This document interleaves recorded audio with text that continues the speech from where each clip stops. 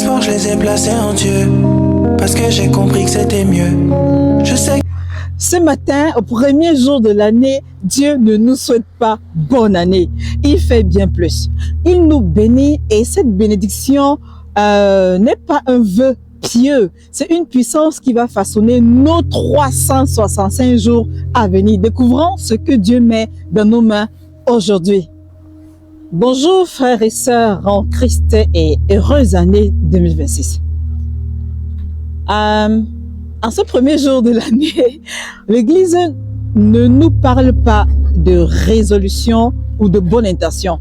Elle nous donne bien mieux, je pense, la bénédiction de Dieu. Les lectures de ce jour sont comme un triple cadeau divin pour ouvrir cette nouvelle année. Commençons par la première lecture, celle des Nombres. Dieu donne à Moïse la bénédiction sacerdotale la plus belle qu'on puisse recevoir.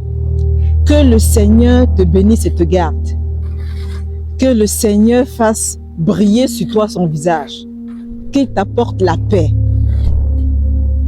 Qu'est-ce que cela signifie pour nous en ce jour de 2026? Cette bénédiction n'est pas magique, à mon avis. C'est une relation. Dieu dit, je tourne mon visage vers toi. Imaginez-vous, le créateur de l'univers vous regarde avec amour personnellement en 2026. Qu'il te garde. Cela veut dire sa protection sur votre santé, sur ma santé, sur nos déplacements, sur notre famille, sur nos familles. Que son visage brille sur toi.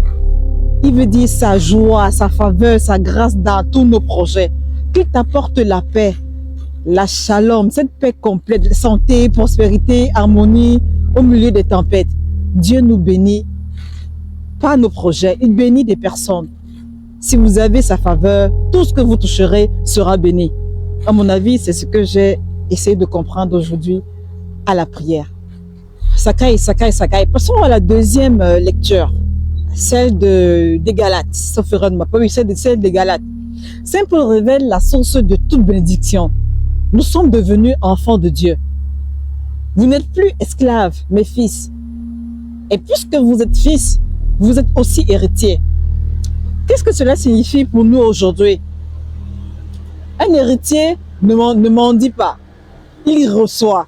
En 2026, vous ne brillez pas comme un étranger qui frappe à la porte, mais comme un enfant qui dit « Abba, papa », avec la confiance d'un fils bien-aimé. Votre plus grande bénédiction en 2026 n'est pas un emploi, un mariage, même si Dieu peut nous les donner. C'est cette certitude. Je suis aimé, je suis fils, je suis héritier du royaume. Tout le reste, on découle. Ok? Bien. Que nous dit l'évangile? L'évangile de Luc 2, versets 16 à 21. Regardez les bergers. Après avoir vu l'enfant Jésus, ils ne sont pas restés silencieux. Ils racontent ce qui leur avait été annoncé. Ils glorifiaient et louaient Dieu. Ce que cela signifie pour moi aujourd'hui, la bénédiction reçue doit circuler. Marie elle-même, elle retenait tous ces événements et les méditait dans son cœur. Deux attitudes complémentaires. Un, méditer comme Marie, c'est-à-dire prendre du temps pour laisser la parole de Dieu résonner en nous. Deux, raconter comme les bergers, c'est-à-dire partager autour de nous ce que Dieu a fait pour nous. Alors voici un meilleur défi pour vous, chers frères et sœurs, pour cette première semaine de 2026. Chaque jour, prenez un moment pour dire à au moins une personne cette bénédiction sacerdotale. Que le Seigneur te bénisse et te garde. Que le Seigneur fasse briller sur toi son visage et qu'il t'apporte la paix. À qui est-ce que vous allez le dire? À votre conjoint?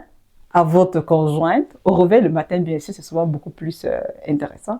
À vos enfants en les embrassant avant qu'ils n'aillent à l'école, avant de sortir. À un ami au téléphone. À un collègue de travail. Et même à vous-même devant le miroir.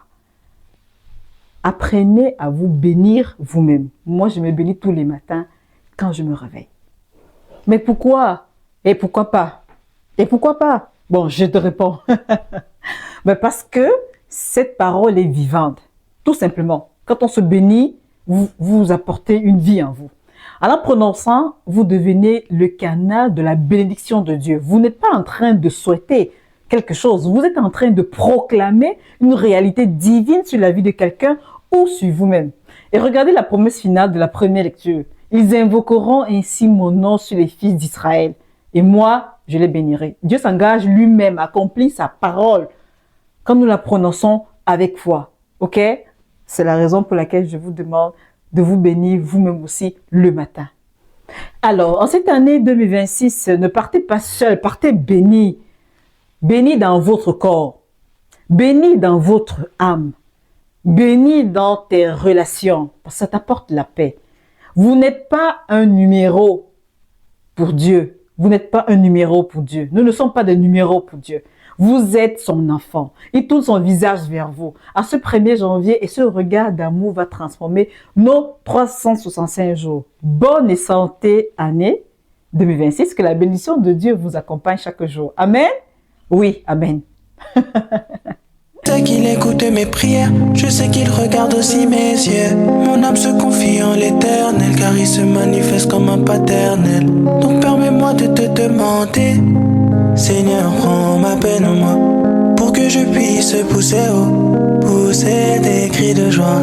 Alors libère-moi, Seigneur, prends ma peine en moi, pour que je puisse pousser haut, pousser des cris de joie. Alors libère-moi, viens me libérer, papa.